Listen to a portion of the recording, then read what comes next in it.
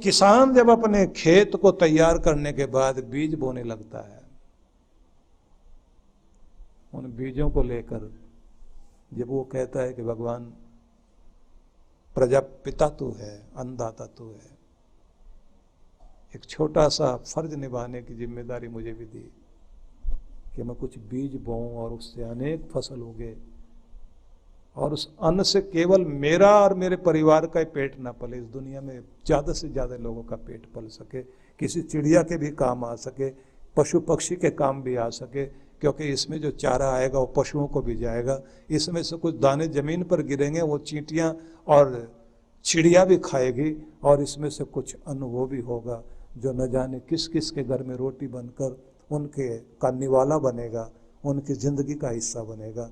भगवान तो मुझे भी मौका दे रहा है, हे प्रजापिता, मैं तुझे प्रणाम करते हुए अपने इस यज्ञ को करने लगा हूँ।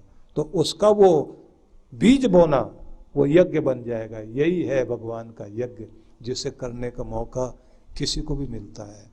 कोई भी व्यक्ति अपने ऑफिस में बैठा, अपनी दुकान में बैठा, अपने कार्य क्षेत्र में बैठा हुआ जो भी कार्य कर रहा है, उसे अगर वो यज्ञ बना लेता है, वो पूजा बन जाती है भगवान की, वो आराधना बन जाती है।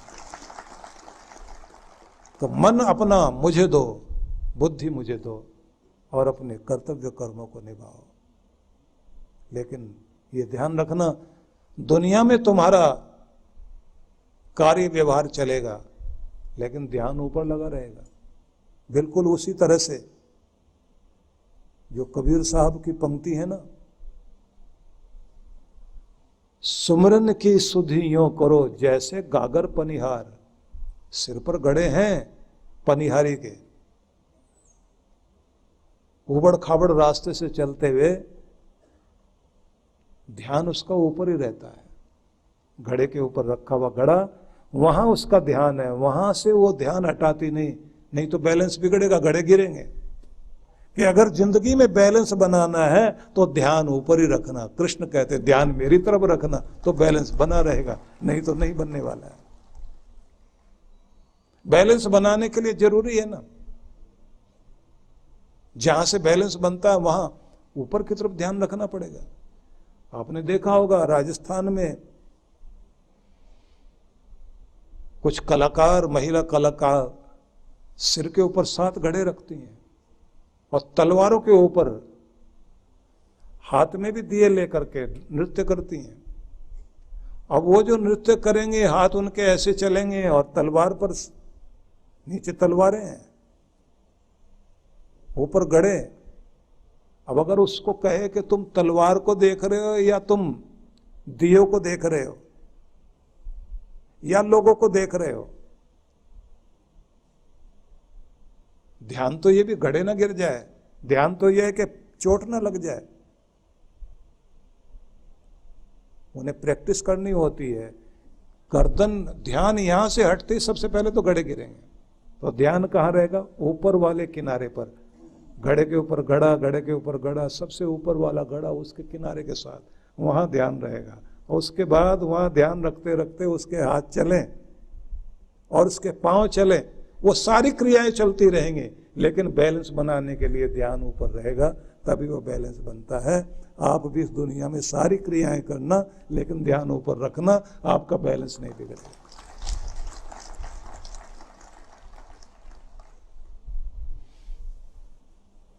वहां ध्यान है, बैलेंस बना हुआ, तो क्रोध करोगे तो सही, कितना किसी को रोकने के लिए गुस्सा क्यों आएगा आपको? अगर नहीं करोगे तो लोग वही चीजें दोहराते रहेंगे, आपकी चीजें भी छीन ले जाएंगे। लेकिन कितना करोगे? उतना जितने से काम चले, रोटी में नमक जितना। राक्षस नहीं बनोगे। लालच करोगे कमाई आए, नहीं लालच करोगे तो फिर तो जैसे कबीर और कबीर के बेटे, शादी घर में थी और गए थे सूत बेचने के लिए, वहां देखा कोई और उससे भी ज्यादा रो रहा है बैठा हुआ, उसी को दे के आ गए। उसके बाद गांव में आना है तो दोनों को शर्म आ गई उस समय कि जाएं तो किस मुंह से जाएं, क्योंकि घर में आते ही गृहिणी पूछेगी कि वो पैसे वैसे ले आए कि सामान वामान लाए हो क्या मार्केट से, शादी है ना। और कथा तो ऐसी भी आती है कि वो बेचारे छिप के बैठ गए कि बाद में जाएंगे, जो कुछ होगा हो जाएगा।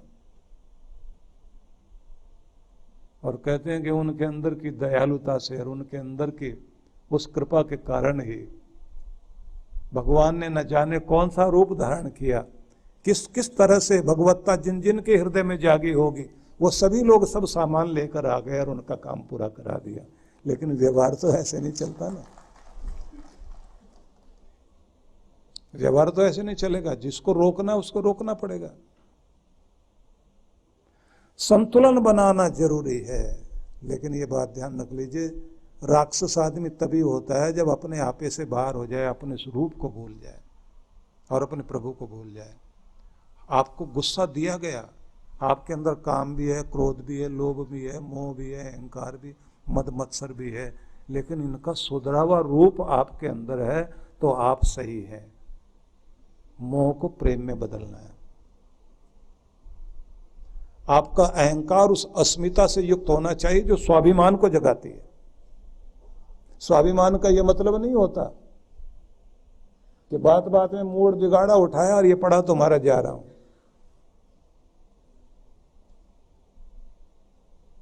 स्वाभिमान का मतलब होता है कि आप खुद का भी सम्मान करते हैं लेकिन दूसरे का भी सम्मान करते हैं। अभिमान का मतलब होता है जो केवल मैं को ही याद रखता है, बाकी किसी को याद नहीं रखता। कोई भी आदमी किसी का भी सम्मान न करे, दूसरे को कीड़ा मकोड़ा समझे। जो अपना भी आदर करे कि मैं भी कुछ हूं, लेकिन इसका मतलब ये नहीं कि कोई और कुछ नहीं है, औरों को भी माने और खुद को भी माने, तो उसके साथ तो है स्वाभिमान। और जो खुद को ही मानता रहे और बाकी किसी को कुछ भी नहीं माने, बस वहां है अभिमान। इसलिए अभिमान किसी को उठने नहीं देता और स्वाभिमान किसी को गिरने नहीं देता। अगर स्वाभिमान है वो गिरने नहीं देगा और अभिमान है तो उठने नहीं देगा। अहंकार कभी भी उठने नहीं देता। तो भगवान ये कहते हैं कि मन को भी मुझे दो और बुद्धि भी मेरी तरफ लग जाए। तुम्हारी सारी योजनाएं और तुम्हारा डिसीजन वो सब कुछ मेरे अनुसार चले। मतलब आप प्रभुमय हो जाएं।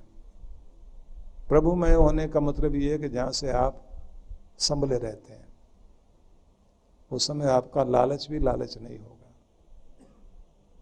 वो लालच जिसे भगवान ने ये कहा, काम एष क्रोध एष रजोगुण समुद्भव या त्रिविधम नरकस्य दम द्वारम नाशम आत्मनः। तीन ही तो द्वार हैं जो आत्मा को, आपके स्वरूप को गिरा दें, नष्ट कर दें, काम क्रोध लोभ। अब इनका सुधरावा रूप क्या है? सुधरावा रूप है कि आपका लोभ किसी की हानि नहीं करेगा। मधुमक्खियां जैसे फूलों के अंदर से रस लेकर जाती हैं और शहद बना देती हैं। लोगे बादल लेता है लेकिन शुद्ध करके खारा पानी लिया और मीठा बना करके वापस कर दिया। तो वो जो लेना है और वो जो देना है वो दुनिया में सबसे ज्यादा चमत्कारी चीज है। ऐसे लीजिए भी और आगे जहां भी आप दे रहे हैं, अपने बच्चों को दे रहे हैं, समाज को दे रहे हैं, जहां भी प्रयोग कर रहे हैं उसका शुद्धिकरण करना शुरू कर दीजिए। लेना भी है, देना भी है। और जिंदगी में ये ध्यान रख लीजिए, अगर आप खुद अकेले इकट्ठा करके बैठ जाएं, आपका मकान भी बहुत बढ़िया हो और आपके पास धन भी बहुत हो और अकेले बैठे हो, तो आपका धन कोई आनंद नहीं दे सकता। आनंद तभी देगा जब आप उसे उठाकर अपनों को देते हैं, अपने आप को देते हैं। मतलब आप जिसे भी दोगे लौटाओगे पहले और फिर उधर से आपकी तरफ कुछ आएगा।